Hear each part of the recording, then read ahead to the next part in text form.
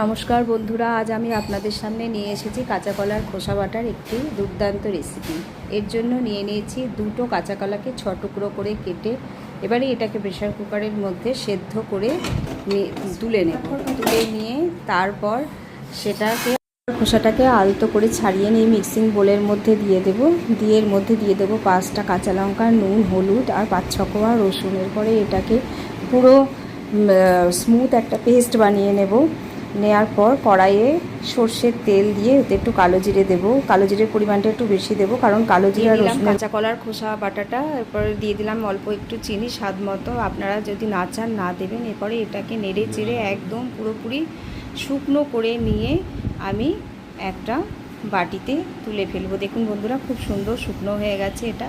এবারে এটা পরিবেশনের জন্য তৈরি হয়ে গেছে। এইভাবে আপনারা একবার বানিয়ে খেয়ে দেখুন। বন্ধুরা, আজকে আসি।